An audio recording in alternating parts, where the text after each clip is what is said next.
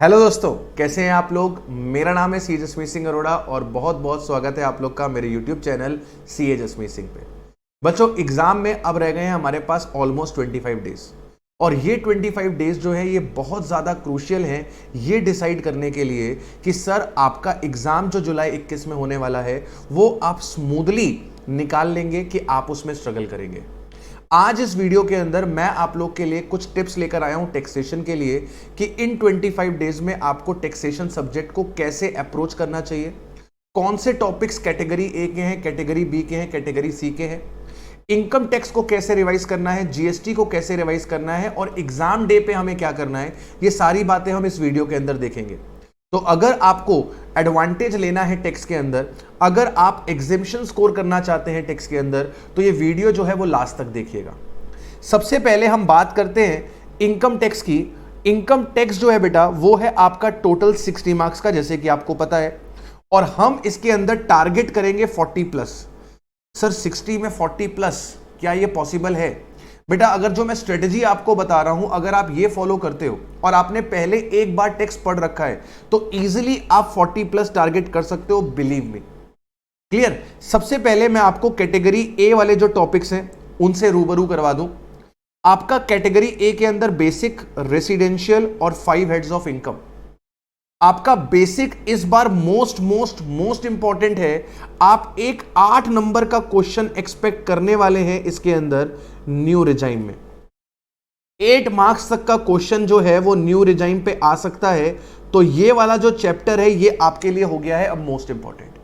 Residential status में भी amendment है और इसके ऊपर भी इंस्टीट्यूट आपसे क्वेश्चन पूछ सकता है 6 मार्क्स का। तो आप ये मान के चलो कि ऑलमोस्ट आपका 10 to 14 मार्क्स, ऑलमोस्ट आपका 10 to 14 मार्क्स इन दो चैप्टर में ही आ जाएगा। तो सर 60 नंबर का पेपर है और 60 नंबर के पेपर में से 10 to 14 मार्क्स हमारे पास इजीली पहले दो चैप्टर से आ सकते हैं और ये दोनों ही चैप्टर आप जानते हो बहुत इजी है, कोई ज्यादा टफ नहीं है। सर न्यू रिजाइम के क्वेश्चंस हमने प्रैक्टिस नहीं करे हैं, तो बेटा आज शाम को अनअकैडमी पे रात को 8 बजे हम लोग इसी के ऊपर क्वेश्चंस लगाने वाले हैं।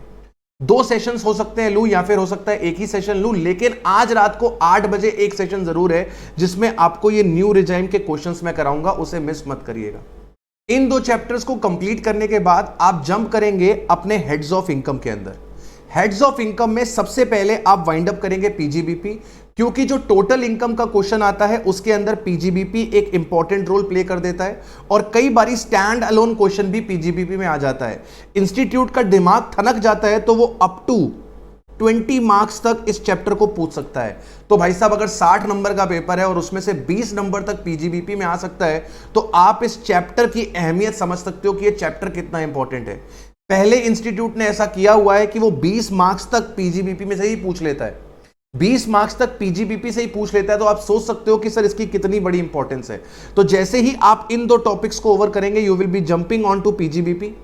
देन आपका another important topic heads of income के अंदर कैपिटल गेन, इसको वाइंड अप कर लो। ये 2 आपके मेन चंक हैं, ये दोनों एक बार आपने ओवर कर लिए तो सर इन तीनों में तो आपको कोई दिक्कत आनी नहीं है। ये बड़े आसानी से आप छोटे छोटे टॉपिक्स हैं, आप जल्दी इनको वाइंड अप कर लेंगे बिल्कुल आसानी से। इसके बाद कैटेगरी बी आती है आपकी डिडक्शन, टीडीएस, टीसीएस और सेट ऑफ। देखिए डिडक्शन से क्वेश्चन बनना ही बनना है क्योंकि जो टोटल इनकम आता है उसके अंदर वो डिडक्शन पूछता ही पूछता है। बिना डिडक्शन के आप टोटल इनकम वाला चैप्टर सही नहीं कर सकते हो, तो डिडक्शंस आपके लिए मोस्ट इंपॉर्टेंट है, ये आपको करना है। टीडीएस टीसीएस इंपॉर्टेंट है क्योंकि रिसेंटली अमेंडमेंट है, आपको पता है टीडीएस के रेट 75% रिड्यूस हुए हैं। तो इसके ऊपर इंस्टीट्यूट ने केस स्टडी बेस में बहुत सारे क्वेश्चंस पूछे हैं, कई बारी फुल रेट लग जाता है, कई बारी रिड्यूस रेट लग जाता है। तो ये चैप्टर हो गया है बहुत ज्यादा इंपॉर्टेंट, तो इस चैप्टर को भी अच्छे से करके जाना है। Set of and carry forward से भी इंस्टीट्यूट कई बारी 4 से 6 नंबर का पूछ लेता है, तो ये भी आपका कैटेगरी बी वाला है, इसे भी आपको करके चलना है। इसके बाद आती है कैटेगरी सी जिसके अंदर हमने रखा है रिटर्न ऑफ इनकम, थ्योरेटिकल है, advance tax, agriculture income, SEZ. Agriculture income और एसईजेड पे प्रैक्टिकल क्वेश्चंस बन जाते हैं, तो इनको एक बार अच्छे से कर लीजिएगा। सिंपल सा क्वेश्चन होते हैं, एक बार देख लेंगे समझ में आ जाएगा, आपको ज्यादा मेहनत नहीं लगेगी। So this is the categories जो आपको कवर करनी है। सर आपने कौन सी नई चीज बता दी? ये तो हमको पहले से पता था। ये बताओ 25 दिन में एग्जाम के लिए कवरेज कैसे करें? देखिए अब एग्जाम के लिए इस 25 डेज में आपको क्या करना है वो सुनिए मेरी बात को। क्या आपको एक एक प्रोविजन दोबारा से रीड करना है? क्या आपको इस पूरे इनकम टैक्स का एक एक प्रोविजन दोबारा से रीड करना है? तो मेरा जवाब है नहीं। देखिए, हार्डवर्क नहीं करना है, हमारे पास टाइम ही नहीं बचा है। हार्डवर्क हमें नहीं करना है, स्मार्ट वर्क का जमाना है। हम लोग क्या करेंगे सर? स्मार्ट वर्क करेंगे। स्मार्ट वर्क कैसे होता है? देखो, 25 दिन रह गए, मैं ये मान कह रहा हूं, ये ऑब्वियस है कि आपको प्रोविजंस तो आते हैं, बीच में कोई एक आध प्रोविजंस में आपको दिक्कत हो सकता है, लेकिन आपने ओवरऑल सारे चैप्टर पढ़ रखे हैं। हल्का फुल्का आपको डाउट हो सकता है, वो मैं इग्नोर करता हूं उस बात को अभी, लेकिन आपको कुछ नया नहीं पढ़ना है इस समय। आपको कुछ नया नहीं पढ़ना है, ये पूरा सिलेबस आपने कभी ना कभी कहीं ना कहीं देखा हुआ है। So it is the right time कि आप डायरेक्टली क्या करो? क्वेश्चंस को सॉल्व करो। ठीक है, और कौन से क्वेश्चंस को सॉल्व करना है सर? भगवान जी के क्वेश्चंस को सॉल्व करना है। सर भगवान जी कौन है? भगवान जी है आईसीएआई के आपको सारे क्वेश्चन सॉल्व करने हैं। स्टडी मटेरियल का एक एक क्वेश्चन, इलस्ट्रेशंस और टेस्ट योर नॉलेज, एक एक क्वेश्चन आपके टिप्स पे होना चाहिए।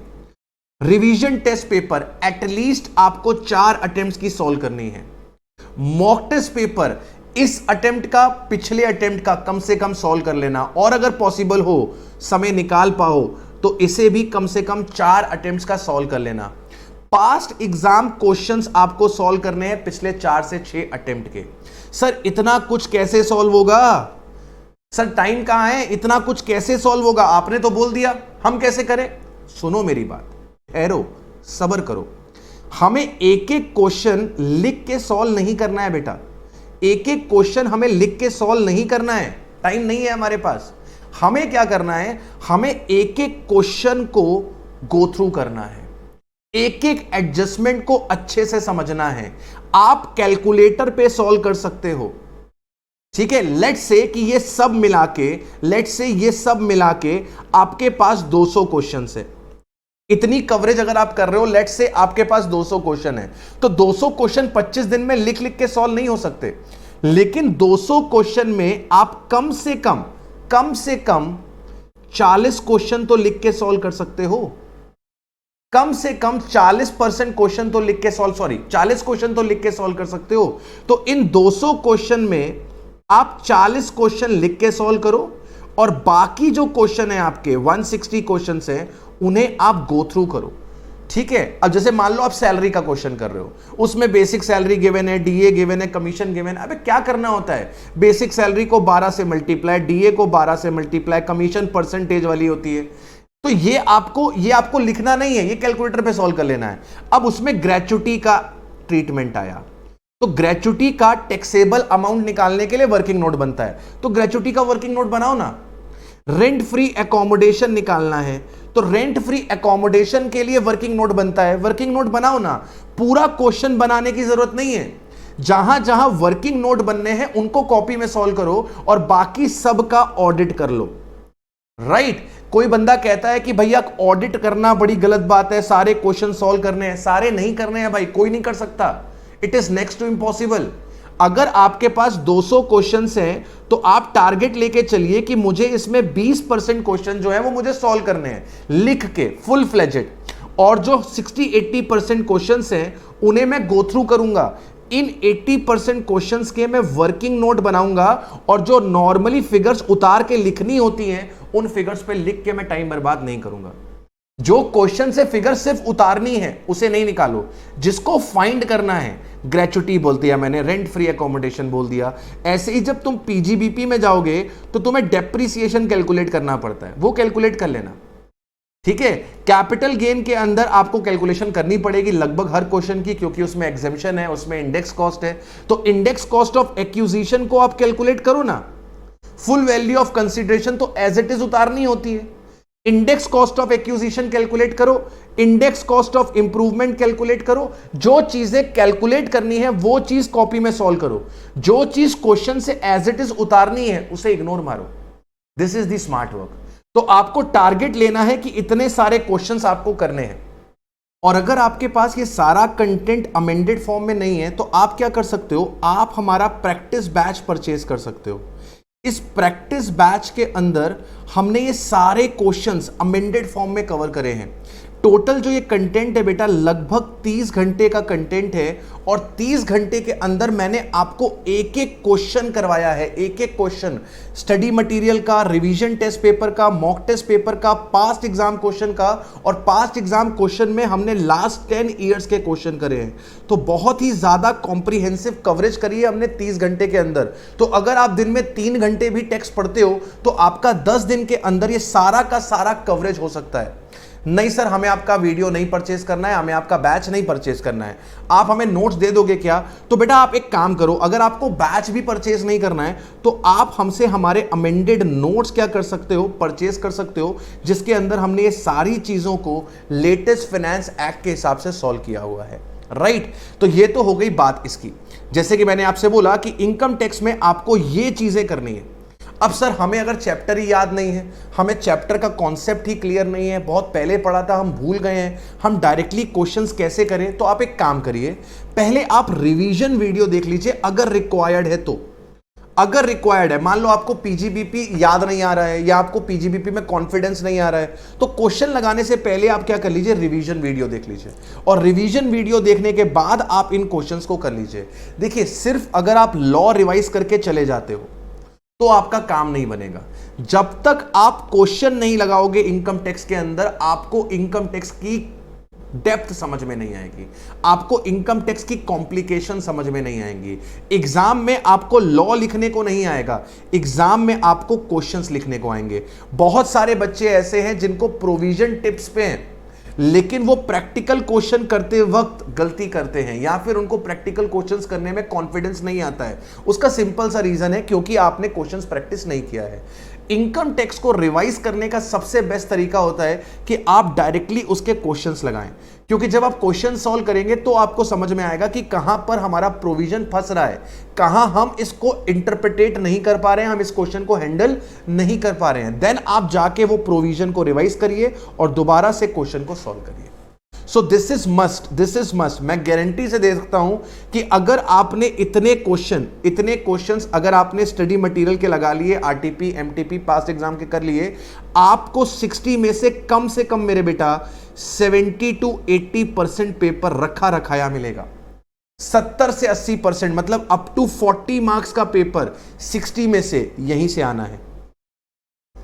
आई कैन बेट कि भैया अगर आपने इतना कर लिया तो आपका 40 नंबर का क्वेश्चन रखा रखाया मिलेगा एग्जाम में। आपको यह लगेगा ही नहीं कि हमने ये क्वेश्चन कभी देखा नहीं है, हम सॉल्व नहीं कर पा रहे हैं।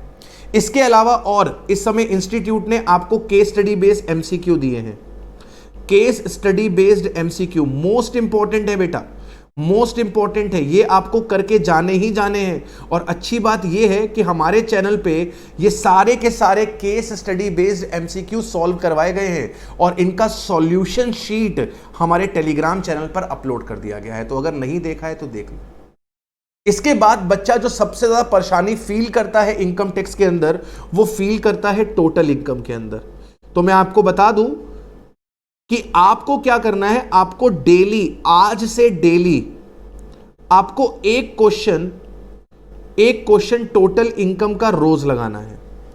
ठीक है, डेली का रूटीन बना लो, कसम खा लो, जैसे खाना खाते हो वैसे ही इसको खाना है, इसको भूलना नहीं है। खाना नहीं भूलते हो ना, 3 दफा दिन में खाना खाते हो ना, तो वैसे ही आप दिन में 1 दफा टोटल इनकम का एक क्वेश्चन रोज लगाओगे।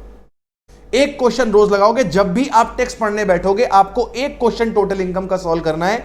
इससे आपको टोटल इनकम के क्वेश्चन को हैंडल कैसे करना है वो आपको समझ में आ जाएगा। ठीक है, और अगर आप लोग कहोगे, कमेंट बॉक्स पे कमेंट करके बताना, अगर आप लोग कहोगे तो मैं खुद डेली आप लोग के साथ आके 1 या 2 टोटल इनकम के क्वेश्चन सॉल्व करूंगा।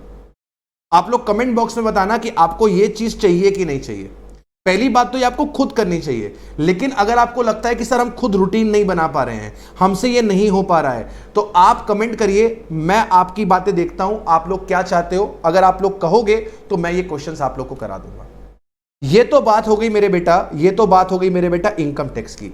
इतना आपने कर लिया, मैं गारंटी से बोल रहा हूं आप 40+ लेकर आएंगे, 40+ आपके आने हैं, कहीं नहीं गए। इसके बाद बात करें हम जीएसटी की, जो कि है 40 मार्क्स की। इजिली आप इसमें टारगेट कर सकते हो 30+, इजिली टारगेट कर सकते हो 30+। इंस्टीट्यूट बड़े आराम से आपको नंबर देने का मौका देता है। टैक्स के अंदर तो आप फेल होने ही नहीं चाहिए, टैक्स के अंदर तो आपको फेल होना ही नहीं चाहिए। 40 मार्क्स का जीएसटी है जिसमें बड़े आराम से 30+ मार्क्स आप सिक्योर कर सकते हो, और पास होने के लिए 40 नंबर चाहिए होते हैं यार।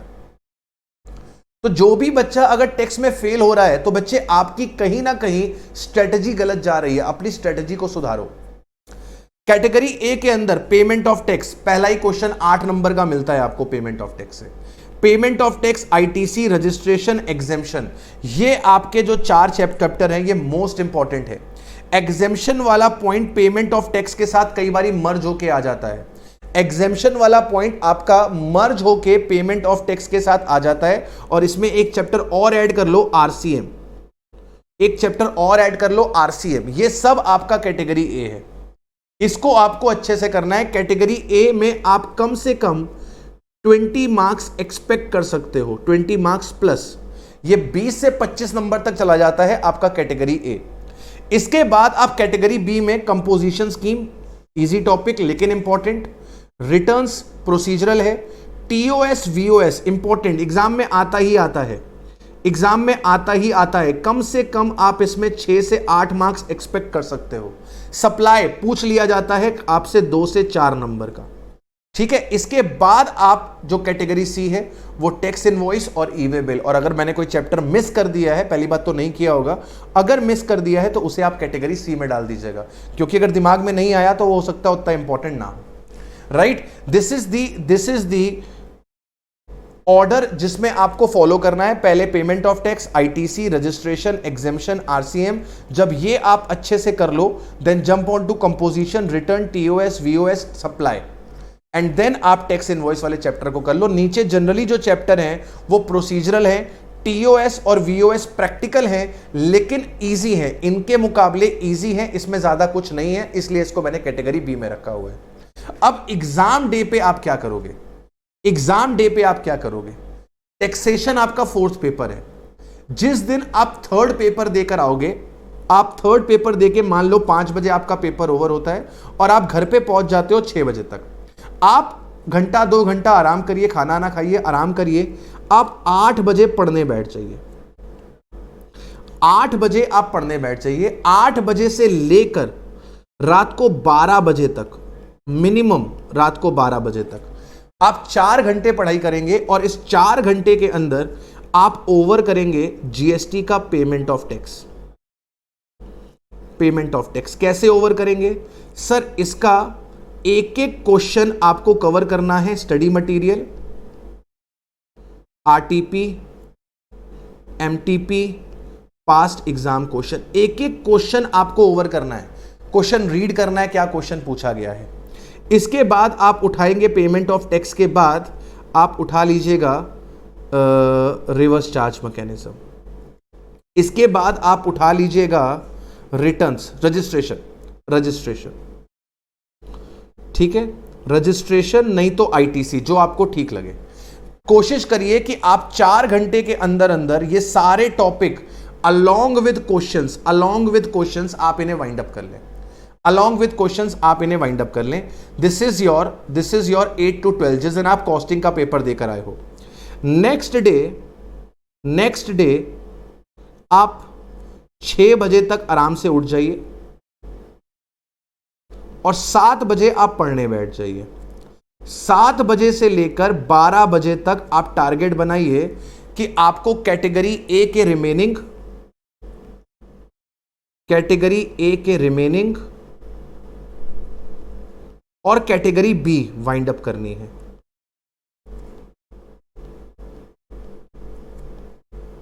इसके बाद आप 15 मिनट का ब्रेक लीजिए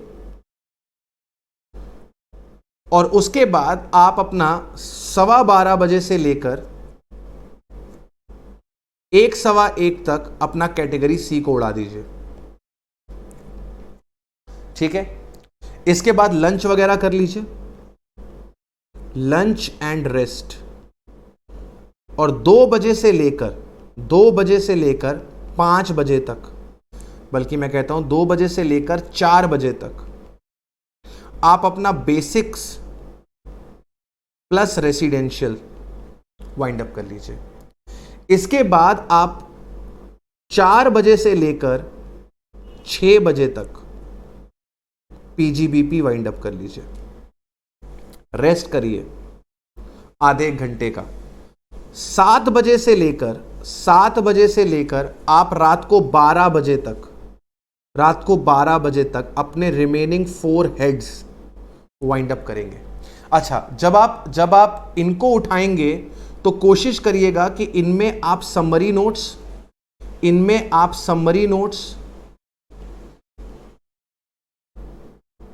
और जो इंपॉर्टेंट क्वेश्चंस आपने ड्यूरिंग द रिवीजन्स अलग करे हैं उन्हें लगा लीजिएगा या देख लीजिएगा। और अगर आपने इंपॉर्टेंट क्वेश्चंस अलग नहीं करे हैं तो स्टडी मटेरियल का टेस्ट योर नॉलेज अच्छे से कर लीजिएगा। 7 बजे से लेकर 12 बजे तक आपने रात को अपने सारे हेड्स निपटा दिए, ठीक है। इसके बाद सुबह आप उठ जाएंगे 5 बजे। एग्जाम डे सुबह आप उठ जाएंगे 5 बजे और इसके बाद आप 5:30 बजे पढ़ने बैठ जाएंगे दोबारा से। 5:30 से लेकर 7:30 तक आपने अपनी कैटेगरी बी वाइंड अप करी समरी नोट से और इंपॉर्टेंट क्वेश्चन से। इसके बाद आपने 8 बजे से लेकर 10 बजे तक अपनी कैटेगरी सी वाइंड अप करी समरी नोट्स और इंपॉर्टेंट क्वेश्चन से, राइट। इसके बाद आप लोगों ने आरटीपी उठा लेना है May 21 वाला। इसके एक एक क्वेश्चन अच्छे से करने हैं। जो मॉक टेस्ट पेपर में क्वेश्चन आए हैं May 2021 वाले, ये आपको अच्छे से करने हैं। टाइम मिल जाए तो आप आरटीपी नवंबर 20 का वाइंड अप कर लीजिएगा और मॉक टेस्ट पेपर अगर आपके पास अवेलेबल हो नवंबर 20 के तो वो एक बार देख लीजिएगा। इतना कार्यक्रम अगर आप कर लेते हो विद स्केड्यूल तो मैं इजीली गारंटी बोल सकता हूं कि आप 70 प्लस स्कोर कर सकते हो। जीएसटी की एक एक चीज इंपॉर्टेंट है, कुछ मत छोड़ना, गलती से मत छोड़ना। और आप जो ये डीटी है, ऑब्वियस है कि इसका एक एक प्रोविजन रीड नहीं किया जा सकता, तो इसके लिए आप समरी नोट्स और इंपॉर्टेंट क्वेश्चंस को रिवाइज करते हुए आगे बढ़ेंगे, राइट। आपको चाहिए तो आप अपना जो हमारे रिवीजन वीडियोस हैं, मैराथन वीडियोस हैं, आप इनको भी देख सकते हैं। मैं ऐसा नहीं कहूँगा कि मेरे ही देखो, आपको जिस भी फैकल्टी का समझ में आता है आप उस फैकल्टी का रिवीजन और मैराथन वीडियोस दे सकते हो, ठीक है। इस वीडियो के डिस्क्रिप्शन बॉक्स में मैंने जो कंटेंट टेक्स्ट का रेडी किया है आप लोगों के लिए जुलाई 21 एग्जाम्स के लिए, वो मैं प्लेलिस्ट बना के डिस्क्रिप्शन में डाल दूंगा। मैंने क्या क्या कवर करा है सर, मैंने आप लोग के रिवीजन वीडियोस कवर करे हैं, मैंने आप लोगों के लिए एमसीक्यू अपने जो मेरे हैं वो कवर करे हैं, मैंने जो इंस्टीट्यूट के केस स्टडी बेस्ड क्वेश्चंस है वो आप लोग के साथ कवर करे हैं। तो ये चीज़ें मैंने आप लोग के लिए करी हैं, मेरे यूट्यूब चैनल पे अवेलेबल है, वहाँ से आप कवर अप कर सकते हो। और मेरा जो जीएसटी का सुपर फास्ट रिवीजन है वो मैंने अनअकैडमी पे लिया हुआ है, उसकी भी मैं एक पूरी लिंक आप लोग को प्रोवाइड कर दूंगा जिससे कि आपको सारी चीज़ें एक ही जगह पर अवेलेबल हो जाए। आपके अगर कोई भी क्वेश्चंस है तो कमेंट ज़रूर करिएगा, मैं ज़रूर से आपके कमेंट का रिप्लाई करूंगा। और आपको अगर ये वीडियो अच्छा लगा है तो लाइक ज़रूर करना है, दोस्तों के साथ शेयर ज़रूर करना है। और आपकी कुछ एडवाइस है मेरे लिए कि सर इस चीज़ की कमी रह गई वीडियो में, ये चीज़ आपने मिस कर दी, उसको भी ज़रूर से बताइएगा। मैं कोशिश करूँगा कि अगली बार जब आप लोग के लिए वीडियो अपलोड करूँ तो उसे इनकॉर्पोरेट ज़रूर कर लूँ, ठीक है। टिल देन अपना ख्याल रखिए, पढ़ाई करते रहिए, कोई भी दिक्कत हो बेझिझक अपने बड़े भाई को याद कर लीजिएगा, बंदा हाजिर है, ठीक है। By two all, have a nice day.